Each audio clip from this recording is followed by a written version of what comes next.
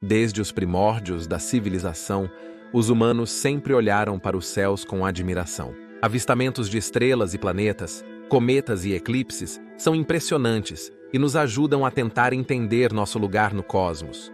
Os avanços tecnológicos feitos apenas nas últimas décadas com equipamentos maiores e mais poderosos significam que agora podemos sondar muito mais profundamente o desconhecido universo de incontáveis galáxias, planetas e estrelas para entender sua origem e crescimento. Sabemos sobre pulsares, quasares, matéria escura e buracos negros que existem juntos dentro da vasta infinidade do espaço. Você pode imaginar os medievais olhando para o espaço, e com pouco entendimento científico e sem explicações, podemos entender por que alguém poderia atribuir isso a Deus. No episódio de hoje, vamos dar uma olhada no que as pessoas medievais pensavam sobre o espaço. Bem-vindo à loucura medieval!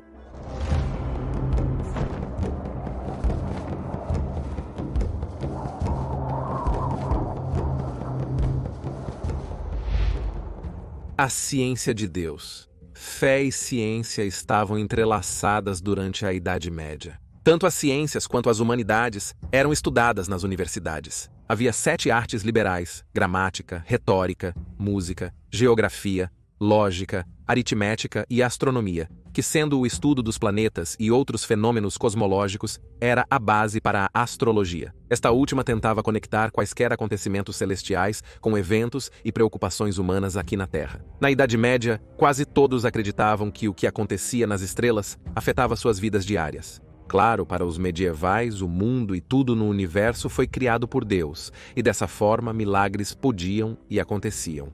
Mas as pessoas não dependiam apenas de milagres. Além de orações e visitas a igrejas e catedrais, também confiavam na medicina e visitavam curandeiros. Não era uma coisa do tipo um ou outro, ciência e Deus andavam juntos porque Deus era responsável por tudo na criação. Muito do que motivava os medievais era a ideia de se aproximar de Deus, seja lendo as Sagradas Escrituras ou olhando para a natureza e vendo isso como evidência de seu plano e existência.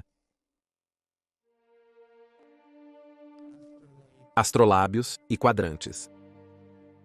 O uso de caros instrumentos astronômicos só era acessível a qualquer pessoa com alguma forma de aprendizado. Para a medição do tempo, havia relógios de sol, e para os viajantes, bússolas e navícolas, que também mediam a latitude.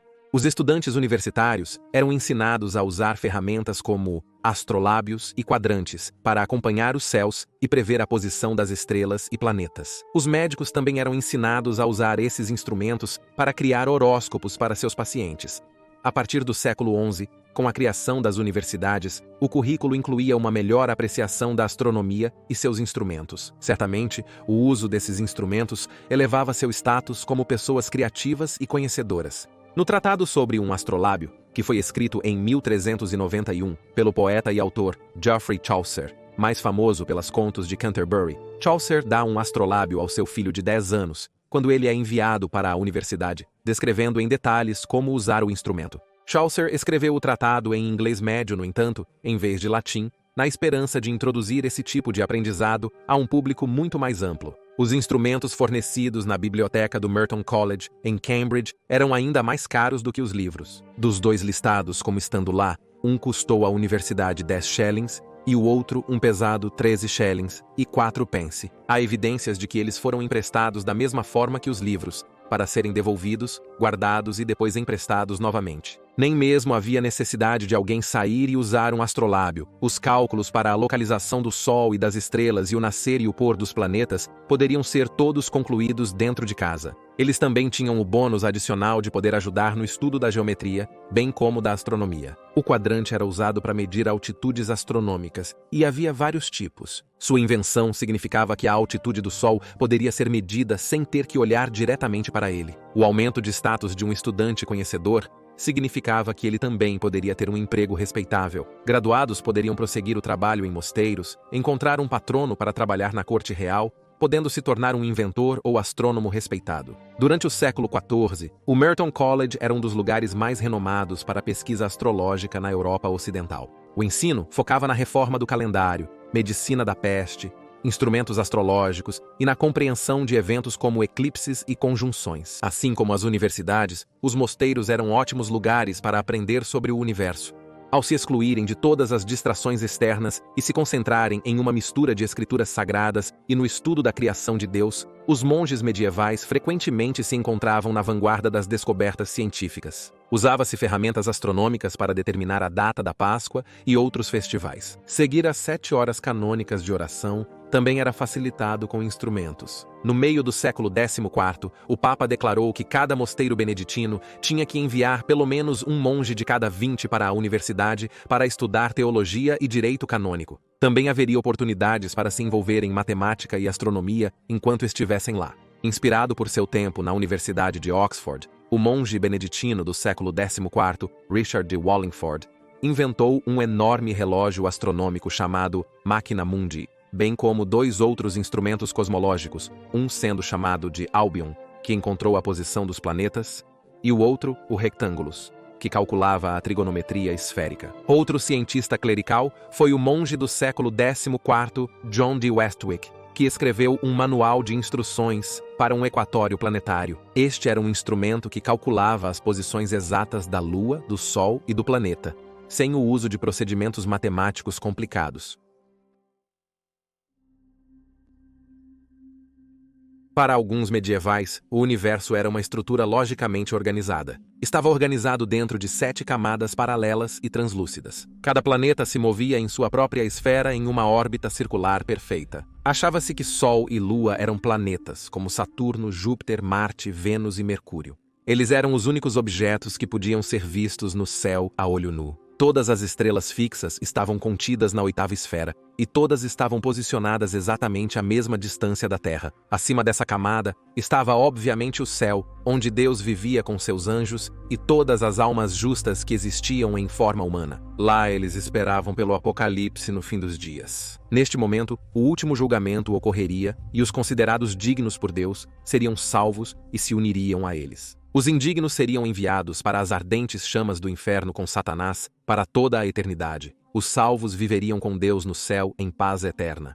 A maioria dos estudiosos medievais seguia os ensinamentos de filósofos gregos e romanos como Arquimedes e Eratóstenes, que conseguiu calcular a circunferência da Terra com grande precisão. Aproveitando suas ideias, os medievais estudaram e refinaram-nas. Isso significava que, para eles, a Terra estava no centro do universo, e tudo o mais girava ao seu redor. Todo o sistema era controlado pelo motor primordial, ou esfera mais externa, que era posta em movimento por Deus. As teorias gregas foram muito usadas na Europa e Oriente Médio até o século XVI. A ideia de que todos na Idade Média pensavam que a Terra era plana é falsa. Até mesmo a Igreja apoiou o trabalho de filósofos como Eratóstenes. Então não foi Colombo quem os convenceu de que a Terra era redonda. Na verdade, ele pensava que a Terra era muito menor do que Eratóstenes havia calculado, e a Igreja tentou convencê-lo do contrário.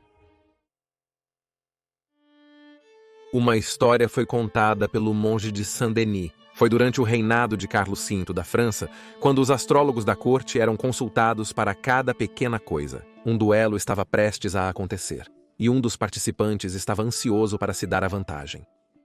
Aconselhou-se que ele mandasse fazer sua armadura e armas num horário específico para maximizar os benefícios da influência planetária. Também foi dito ao duelista que esperasse um tempo particularmente bom na data do concurso e que ele seria vitorioso. O monge estava mais do que um pouco satisfeito em relatar que, na verdade, houve uma chuva torrencial no dia da luta de espadas, e o rei conseguiu impedir que o desacordo fosse adiante. Hermann da Caríntia, um importante tradutor de obras astronômicas árabes do século XII, escreveu um livro chamado Liber Imbrium, que era especificamente sobre precipitação. No início ele diz: pois quando o Sol está no hemisfério sul e Vênus está sob seus raios e a Lua está em aplicação a ele, todas essas coisas pressagiam a vinda de uma chuva torrencial no mesmo dia e na mesma hora. O bispo e cientista do século XIII, Robert Greathead, embora conhecido por ter um papel no desenvolvimento do método científico, também acreditava que prever o tempo era um processo simples usando este método. Aparentemente, essa previsão do tempo era bastante popular, já que não apenas os instrumentos astronômicos eram trocados por valores altos. Em 1403, um manuscrito astrometeorológico foi vendido pelo equivalente a 520 litros de cevada, que na época era suficiente para alimentar uma família de 4 pessoas por um ano. Doença.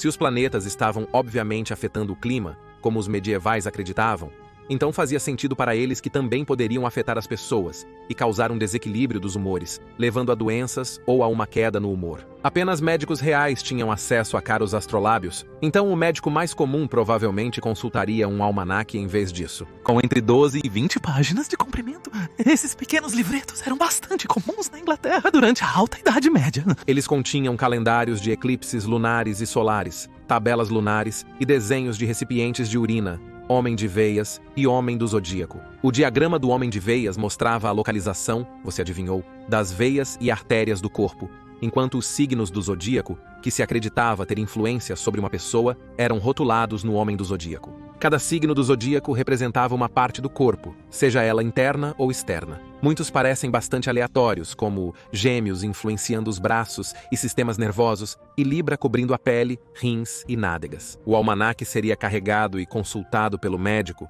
que tinha que olhar para os céus ao diagnosticar um paciente. Olhar para a data e hora do nascimento do paciente e calcular onde as estrelas e planetas estão agora em comparação a onde estavam então, ou encontrar a constelação em que a Lua estava quando o paciente teve seus primeiros sintomas, ajudaria no diagnóstico. Os médicos teriam algum grau de aprendizado de astrologia para tratar os doentes. Durante os séculos XIV e XV, tornou-se uma parte fundamental do estudo da medicina nas universidades da Itália.